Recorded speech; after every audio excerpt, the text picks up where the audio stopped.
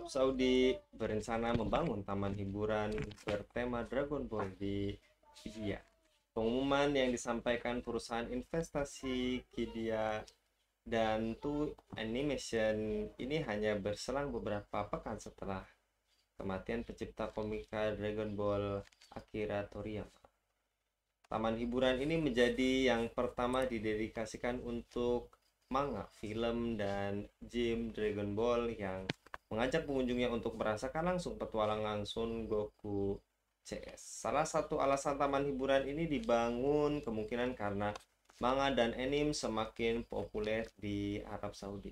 Laporan Variety yang mengutip Manga Production, perusahaan produksi dan distribusi anime di Saudi, penggemar manga di seluruh Saudi mencapai 80 juta dan 13 jutanya penggemar genre Jepang. Arab Saudi sudah semakin liberal dan makin banyak aturan Islam yang dilanggar. Apa buktinya? Sistem sekuler kapitalisme telah berhasil mengubah sebuah negeri yang sebelumnya condong kepada Islam menjadi makin mundur. Untuk membahasnya kami terhubung dengan pengamat politik dan media Bung Hanif Kristianto. Kita sapa terlebih dahulu. Assalamualaikum warahmatullahi wabarakatuh, Bung Hanif. Waalaikumsalam warahmatullahi wabarakatuh, Mas Anggi. Kabar baik, Bung Hanif? Alhamdulillah, sehat selalu. Semoga juga Mas Anggi. Alhamdulillah, amin ya robbal alamin. Dan kali ini kita akan membahas tentang mana gitu ya, Bung, terkait Arab Saudi yang juga ingin membangun taman hiburan. Setelah tadi Arab Saudi menorehkan sejarah dengan mengikuti ajang Miss Universe untuk pertama kalinya. Dan apakah tadi rencana ikut sertanya Arab Saudi menjadi peserta Miss Universe menodai ajaran Islam yang terlahir di negeri tersebut, Bung Hanif? Ya, kalau kita cermati ya, semakin ke sini ya. Kalau dalam konteks bahasa saat ini itu kan Arab Saudi menjadi sebuah negara yang telah berubah ya.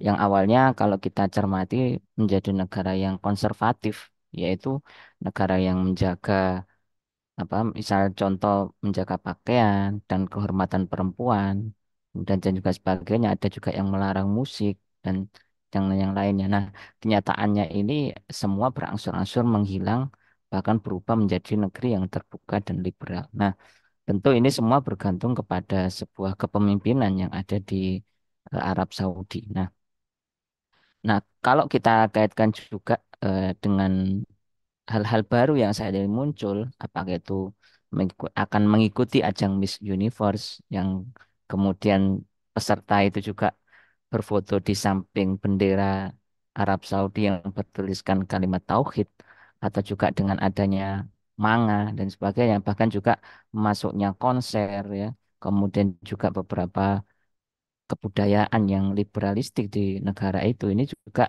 tentunya tak terlepas dari sebuah pemikiran liberal ya yang diadopsi oleh negara tersebut. Dan ini juga terkait dengan visi mereka ke depan ya. Nah, untuk menjadi negara yang terbuka bagi siapapun. Nah, tentu ini juga menjadi keprihatinan yang besar bagi kita semuanya, ya khususnya sebagai seorang muslim. Apalagi kaum muslimin di Indonesia ini kan juga sering ya riwa-riwi ya pulang pergi ke dua tanah suci, yakni di Mekah dan Madinah. Memang di kalau kita ke sana di dua kota itu tidak kita jumpai ya hal-hal yang kaitannya dengan tadi ya, misalnya di situ ada pembangunan apa, ada konser dan sebagainya, khusus dua. Tapi di kota-kota yang lain itu ada terkait dengan liberalisasi ya kehidupan khususnya. Dan ini semakin membuka mata dunia bahwa kalau dahulu ya ini disebut sebagai sebuah negara Islam yang menjadi contoh ya katakan terkait dengan penerapan nilai-nilai Islam, maka semakin ke sini ya semakin kekinian, maka ini menjadi sebuah pertanyaan apakah masih mungkin dan juga mereka masih relevan untuk menjaga nilai-nilai Islam khususnya di dalam kehidupan yang dalam artian syariah itu membawa maslahat. Seperti itu Mas Anggi. Baik, Bung Hanif. Dan tadi juga sudah Anda paparkan terkait kontes ratu-ratuan ini. Apakah menggambarkan posisi perempuan dalam masyarakat sekuler dengan ideologi kapitalisme yang imperialistik dan eksploitatif ini, Bung? Ya, kontes ratu-ratuan ini kan sebetulnya buah ya. Buahnya dari apa? Dari sebuah ideologi kapitalisme yang memang di situ memunculkan ya nilai-nilai yang sebetulnya itu tidak untuk publik, tapi dipamerkan kepada publik. Nah, tentu ini juga menjadi sebuah catatan bagi kita bahwa ketika aroma liberalisme ini juga menelanjangi dunia Islam, ya tidak hanya di Arab Saudi, di negeri kita yang mayoritas Muslim kan juga seperti itu ya. Mungkin sudah lebih dahuluan. Nah, dan ini juga menjadikan bagi kita ya sebuah upaya untuk menjauhkan ya seorang Muslim atau umat Islam itu dari nilai-nilai Islam. Nah, kalau kita cermati juga rencana keikutsertaan Arab Saudi dalam Miss Universe ini kan juga bisa saja menodai ajaran Islam yang mulia ini. Apalagi ya Islam lahir bahkan hadir di sana ya. Ketika dahulu masyarakatnya jahiliyah, kemudian hadir Islam menjadi masyarakat Islami. Nah ini kok malah kembali lagi kepada sistem tatanan kehidupan masyarakat yang jahiliyah. Nah ini kan tentu tentu tidak kita inginkan ya. Toh sekarang juga banyak mungkin public figure, artis yang sudah mulai menyadari ya dan juga mulai kembali lagi kepada Islam. Nah, ini kok malah kembali lagi kepada keterpurukan. Nah, dalam sistem kapitalisme yang juga imperialistis dan eksploitatif ini juga kita melihat perempuan itu dinilai dengan harga yang sangat rendah dan terhina tentunya. Nah, dan tidak lebih dianggap apa seperti sebuah benda atau komoditas yang diperalat untuk memutar mesin industri kapitalistik baik dari faktor produksi sebagai objek pasar ya bagi produk yang dihasilkannya. Nah, pada saat yang sama mereka juga tidak bisa melepas peran kodrati mereka ya sebagai istri bagi suami dan ibu bagi anak-anak mereka. Nah, dampaknya bisa dibayangkan kaum perempuan juga terjebak dalam dilema peran ganda dan kualitas keluarga yang akhirnya menjadi taruhan. Dan sistem sekuler kapitalisme ini memang telah berhasil ya mengubah sebuah negeri yang sebelumnya condong kepada Islam makin menghilang dan berubah menjadi liberal. Nah, aturan Islam dulu dijaga dan ini kian tergerus ya. Sakofa Islam yang dulu luhur sedikit demi sedikit semakin terkikis. Nah, dan ini fakta yang terjadi. Tentu dalam benak kita sadari kan sangat ya, Mas tulus sebagai sebuah mercusuar peradaban Islam malah semakin tenggelam. Seperti itu, Mas. Baik, dan perihal rencana Dragon Ball yang juga tadi di taman bermain di salah satu di Tanah Arab tersebut, ambisi Saudi menggenjot sektor pariwisata adalah pilar utama transformasi ekonomi Arab Saudi berdasarkan visi 2030. Apakah visi ini menunjukkan tadi kemunduran yang juga Bung Hanif sampaikan?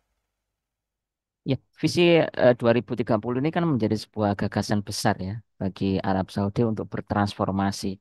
Bahkan semua di kalau kita pernah ya berkunjung ke sana misalnya itu kan banyak sekali sudah tertulis ya Vision 2030 ya di mana-mana. Artinya ini menggambarkan sebuah gagasan besar yang ingin mereka capai. Namun sayangnya yang ingin dicapai adalah sebuah keterbukaan dan juga kebebasan yang menanggalkan nilai-nilai Islam.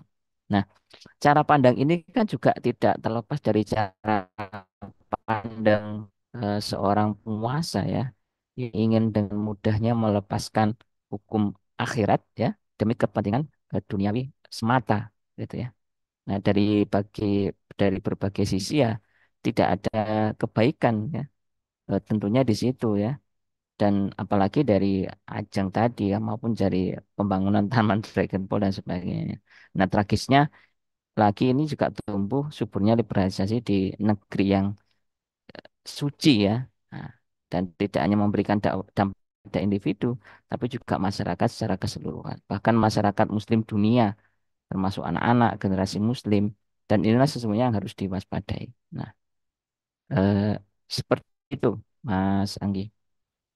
Baik, dan terkait tadi semua kebijakan visi Saudi di 2030 dan apakah kebijakan ini berpeluang memunculkan lebih banyak kemaksiatan karena juga ada artikel yang mengatakan bahwa Arab Saudi katanya negara Muslim. Bagaimana Bung pendapat Anda? Ya tentu kalau asasnya tadi ya, ideologi kapitalistik liberal yang juga eksploitatif.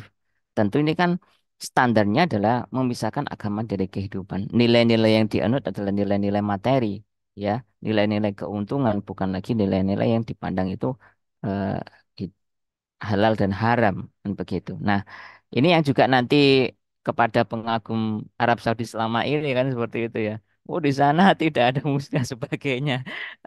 Ini juga menjadi waduh, sekarang semakin terbuka ya, ada perayaan Halloween, Valentine ya. Kemudian ini yang lebih menghebohkan lagi ada Miss Universe dan sebagainya.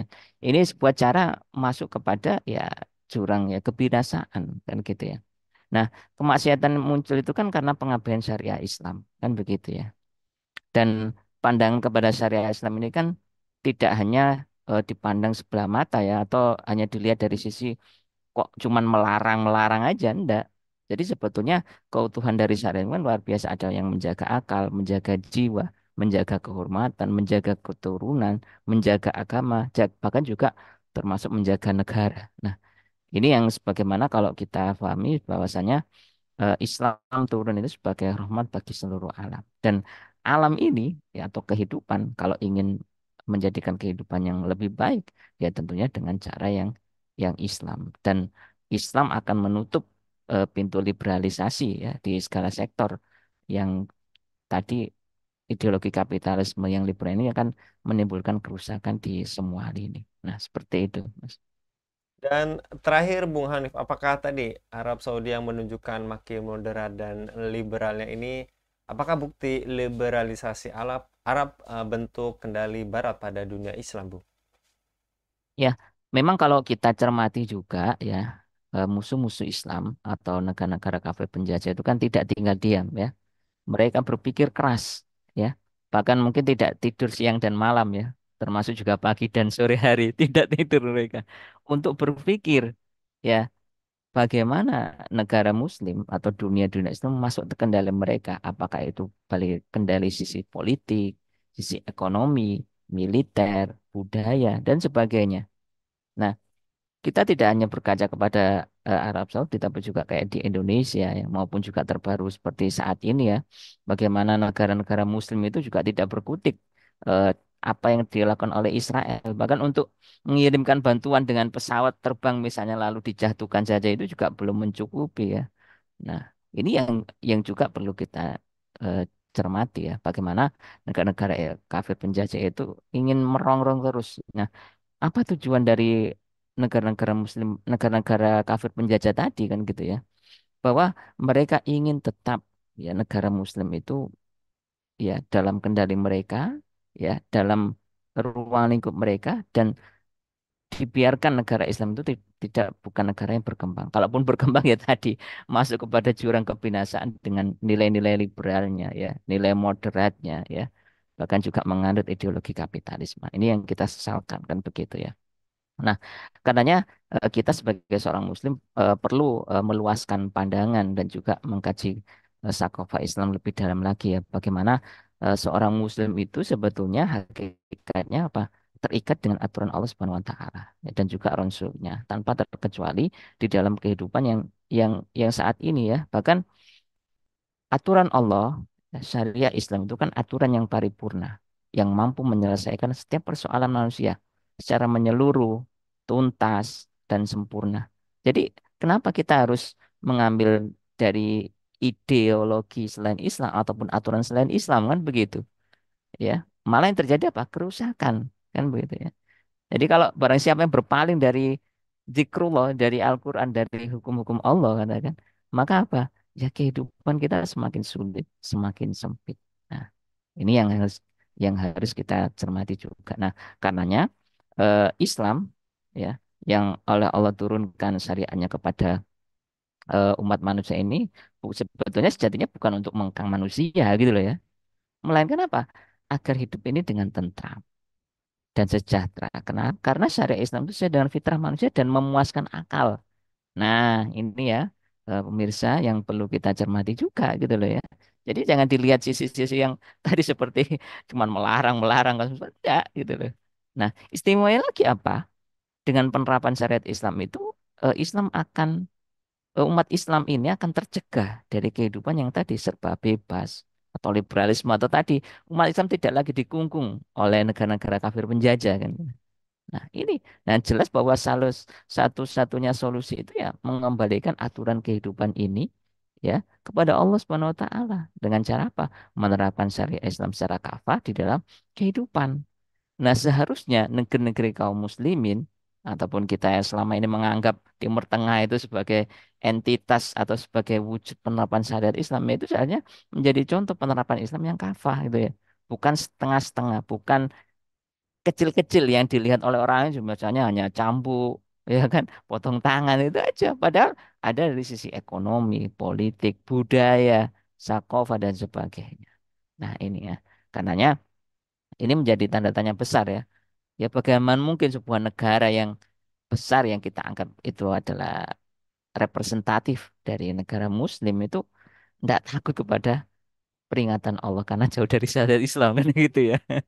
Nah, ini yang menjadi tanda tanya besar bagi di dalam benak kita. Nah, karenanya pemirsa dan juga masyarakat Indonesia ya dimanapun berada, maka ini menjadi satu catatan penting bahwa kalau kita ingin kembali lagi kepada Allah itu akan lebih barokah ya daripada mengikuti langkah-langkah musuh-musuh Islam ya, langkah-langkah setan yang terkutuk yang akan membinasakan umat Islam ini dari kehidupan. Seperti itu Mas Anggi.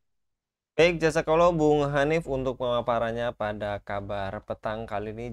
Jangan lagi-lagi berpaling gitu ya Bung Hanif dari aturan Islam. Kalau nanti berpaling ibarat kapal yang di jembatan yang ada di belakang Bung Hanif nanti ketabrak itu jembatannya kayak di Amerika gitu ya Bung. Tinggal lurus Iya, iya, lempeng aja betul, malah betul, betul. belok gitu ya. Jazakallah sekali lagi Bung Hanif, mudah-mudahan Bung Hanif senantiasa dilindungi oleh Allah Subhanahu wa taala dalam Amin. setiap aktivitasnya. Demikian pemirsa Hilafah News yang dirahmati Allah. Jangan lupa untuk subscribe, like, dan share sebanyak-banyaknya. Semoga menjadi amal kebaikan bagi kita semua di dunia dan di akhirat nanti. Saya Anggi Suhana undur diri. Assalamualaikum warahmatullahi wabarakatuh.